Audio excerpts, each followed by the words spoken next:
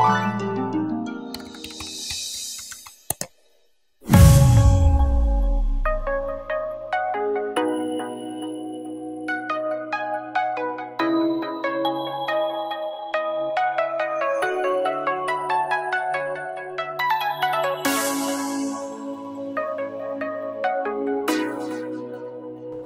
I'm John, and today I'm honored to be with Stephanie of the Bliss Experience. Stephanie, thank you so much for doing this today. Thank you. So let's find out and let's get right into things. Who are you? What do you do? Well, I am Stephanie Kangiser. I am the owner of Bliss Experience Salon and Spa, and I just do hair. You just do hair. That's a short answer, isn't it? Right, absolutely, absolutely. Okay, well, that's kind of the brief intro of things for the moment here. So let's talk about how you got into this in the first place. So let's hear your backstory in terms of when did this all begin. When did the first thought of you doing hair actually start? So in high school, I kind of just went through, oh, this is fun, just really had fun all through high school. Never really gave college or what I was going to do beyond that too much of a thought. Until it became spring and you've got to do something. Of your senior year? Or was of my senior year, yep. Kind of late to really be doing scholarships or anything like that. But I'm not even sure exactly how the light bulb went on, and I decided I would just do hair. I can do hair in my kitchen, I can do hair in my dorm, I can cut my kids' hair, husband's hair, you can always do hair, right? Sure, yeah. So that's how I started. My mom decided that if that's all she wanted to do, so to speak, I'm gonna do Junior Res Academy. At the time, that was the absolute best school. Imagine my surprise when they sit you down in the very beginning and issue you textbooks. Yeah. So you have... You're thinking, where are my scissors? What's right? going on here? Let me just cut the hair, right? But no, there's actually a lot of theory involved, a lot of art and science, and it's not just cut, or to formulate those colors and make the colors turn out beautifully. It's a lot of creating. So there's a lot behind just doing hair. Behind just doing hair. Okay, so school was how long then, roughly? How long did that process take to go from starting the Junior Res Academy to finishing it? So they give you 12 months. Okay. I finished in 10 months. I was pretty excited about that. Fast learner. Yeah, I missed 3 days. They really do treat it like a job. It's an 8 to 5. You clock in, you clock out. You have a lunch break, that kind of a thing. But they teach it in different modules, and so they really do push you right through. You have theory at first, and you're working on mannequins, and then you're starting to work a little bit on the floor with models. Gotcha. That know you're beginning. They're coming to the school because they want you to succeed. Yeah, so school was entirely different than I thought that it was. Gotcha. But yeah, at least a year. So after that year was up, then where did you go from there? From there, I was hired on by an incredible salon in Puyallup, and I worked there all the way until I became pregnant with my first child. I still tried to hang on. They did not use something as amazing as we use now. We use Aveda with all of their plant-based, and everything like that. I worked as long as I could, and then I did a little receptioning, and I couldn't. So that's when I quit working for a little while. Got it. From there, I actually was introduced to Aveda by 3 friends that I had worked with. They worked together for 10 years. I worked with them for 5 years. And I opened with them at an Aveda salon. From there, I worked through my next 2 pregnancies. Got it. And was able to, I've been with Aveda now for 13 years. And so that's where I'm at now. I think you're missing a few of the steps here between that and having your own place. Like, I'm sure you'll see some video of this later on here. So you went from Puyallup, and then afterwards you came out to back home, correct? Back to McKenna? Yeah, actually it was my husband that lived out here, and I'm trying to think at that point in my career where we had moved. We've been in Yelm now for 16 years. Okay. And so I made the commute from Puyallup to Yelm. Got it. And so, yeah, after working, after the 2 boys, I just couldn't keep commuting from Puyallup to Yale. Sure. And that's where I started actually working here in Yale. Let's go back to your younger years here. What were you like in middle school and high school as a kid? I was fun. Okay.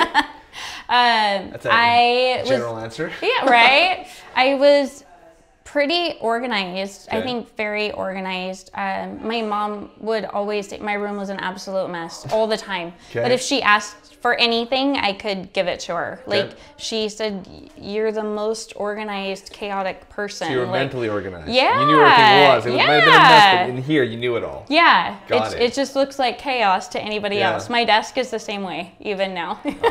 Same with me. But, Same with me. yeah, but it works. What were you into in terms of hobbies, activities? What did you enjoy doing? I loved, I guess, supporting sports. I didn't play a lot of sports myself. I kind of dabbled. I tried volleyball. I tried softball. I tried cheerleading.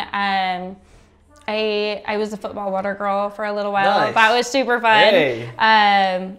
It just kind of dabbled, I guess, in a lot of that. Just really just lived for the moment. I went to school. I really very much enjoyed it, and then I worked at Claire's outside of high school. Yeah. I worked at Faith Dairy. Always really great jobs. While you were in high school, you mean? Yeah. How many hours a week do you think you worked while you were in high school? Oh gosh. Right off the top of my head, I would say 20, but I don't know. Don't quote me on that. That's okay. So you went to school and you still worked another 20 hours a week on top of that. Yeah. Was this through the entire duration of high school, or just during your senior year? Like during 11th grade, 12th grade? When I worked the most. Oh, when did you get your first job, really? Oh gosh. I haven't really thought of that one. Probably not long after I was 16, because you get to start driving. And my dad gave me my first truck, and then I think my first job was actually at Faith Dairy, and that one taught me a lot. That was a lot of hard hands-on, like lift those big milk crates, and crepes you just dropped a whole one. Now you've got to clean up all the milk, and you know what I mean, and then get to your customers right quick. Claire's was a very different pace. It was a very pretty, sparkly, everything's fun. That was awesome. I look back now, I have a 16-year-old, and so I had to have been something like 17, maybe 18, and I was the third key at the Tacoma Mall store, and then they promoted me to the Lakewood Mall, and I closed by myself. Like, who lets a teenager do that? You know what I mean? But looking back now, I guess that was probably a good, responsibility. And did you have a strong work ethic at a young age? I did. Showed up when you're supposed to and stayed until everything was done. And work was fun for me. Just as fun as, I guess, going to school, That's awesome. That really is awesome. So you worked in Yale then for about 3 years, was it roughly? Yeah. Before you decided to take the plunge and do your own thing. Yeah. After Jake was born, I actually worked out here in this building for just about 3 years until their doors closed. At that time, it was a great opportunity for me. I mean, it was really sad that the business closed, and that was a struggle all on its own. Sure. But it was a great kind of opportunity for me to just kind of step back. I'd been doing hair about 12 years at that time. Yeah. And okay, whoa, wait a minute. What is this? Is this really a professional career, or is this just hair? Yes. I even bought a curling iron from Walmart because my one had died, and I thought, this is just crazy, right? It wouldn't even curl my hair. That's like terrible. So no. So there really was something in the professional realm. Yeah. Kind of during that time, it just kind of, I guess, took on a world of its own. I ran into a representative who had really known me all of my career at that point, sold products, things like that. And he says, hey, do you ever think about owning your own salon? And I said, no, Roger, no. That's not where I'm going. That's way too much work for me. I mean, I literally still had babies on hip, And so not interested. So he told me about 3 great salons. 2 of them were in Olympia. One was in Tacoma. I never really thought about having your product rep place you, but of course they know everything, right? Or a lot of the salons. Yes. So we went on a vacation, and it was great. But there's something about like just sitting at the edge of the ocean like that and just seeing the world open in front of you.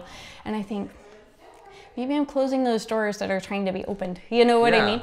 And so that's kind of where it started. I went back to Roger. I, meanwhile, started just Googling small business. You know, I had a salon close their doors, you know, on me, and I thought, what happened? Where did it go wrong? How can I make sure that that doesn't happen to anybody again? Got it. You know what I mean? And so I found SBA.gov and wrote my business plan from there. Ended up talking with the gal that Roger had in mind in Olympia. And honestly, that it just didn't work out. That was not the deal for me. But it opened a lot of doors. The landlord from here, actually at the same time, like it's all crazy how it just happened. The landlord from here was reaching out to mutual friends of ours. And I said, okay, we'll just give him my number and we'll just see, you know, where it goes from there. Obviously we talked. And this building had been sitting for about a year and a half at the time. So it was dirty. It needed a lot of love. And so we basically worked together, and did that. If it wasn't for them, there's no way I would have had, the finances or the sanity, to get there. Got it. But we did. I reached out to Aveda. I never really thought Aveda's a big corporation, right? Like, so little me, like with a corporation backing, you know. But I reached out to Aveda online. There was a little segment that said Pure Professionals, and I'd never seen that before. And so I actually clicked on it. They weren't joking. All I knew was, I didn't even know the actual address down here. I think I just wrote Yelm, and I wrote, gosh, what would I call this place if I really had a place? You know what I mean? Okay, Bliss. So I just wrote Bliss. I wrote Yelm. I may have even written my my home address, like, but they kept calling me back. So, and then they'd leave a message, and I was busy, mom of 3. My husband at the time was in Virginia. He was stationed there. Got it. With heading to Iraq to a deployment. So it was just me at home. And so I'm trying to work and I'm trying to take care of the kids, and they would call, and I'm doing hair in my kitchen. I'd never done kitchen hair before in 13 years of doing hair. And they kept calling and leaving a message. And so finally I called them back, and they loved my plan. They loved really everything about it. They wanted to see the space. We met at Starbucks a few times, and then finally made plans to actually come down here. They loved the big windows. They loved the business plan, and so they got on board as well. That's awesome. Yeah. So during that time frame, was your husband, when you guys signed the lease, good to go, we're gonna open up this place, was your husband still away? Were you still mothering 3 children while opening this up? Yes. What were your days like during that time? Yes, he had come back. Let's see, he had gone to Iraq, and he was stationed back here, which was great, highly unusual. And so there was this opportunity, and we just went for it. So he was a joint, you know, decision in that. Of course, if he was like, no, you're crazy, but he was very supportive. So to be in this building, I think the advantage that I did have is that I've been in this building. So I kind of already knew what worked or what maybe led to a trail of not working. Got it. And so he seemed to be pretty supportive with that idea. So let's hear about some of the low points in terms of what was some of the hardest days you had during that first year or first 2 years. Let's hear about some of the experiences. I'll tell you my first Aveda representative, she says, so you're opening next week, so how about that? And I said, right. So we're very excited, you know, everything looks beautiful and it's ready to go. And she says, so the party bus is not going to pick up and just drop off. Like, you realize that, right? like where are the people going to come from, you know? And did you have a plan for that at the time? Right. What? Did you have a plan for acquiring or getting people into the door? It was just me at the time. So I want to say I had I had the chairs full at first, but then there was a glitch with the furniture coming in. Sure. And it was like a month later, a month and a half. So I lost some of those people right in the very beginning, you know. My best plan was the people that have been supporting me thus far, that have been coming to my kitchen, you know what I mean, that knew me since Puyallup. I had a few followers that way. And so I opened with just a very small clientele. But it worked. It worked. And then the more people that we've met, oh, you have a, you know, friend, sister, whatever, who's a stylist, oh, send her my way, we'd love to meet her. So we were able to actually hire, you know, more stylists that way. Our team became very handpicked over the last 6 years. Sure. I've really learned a really lot.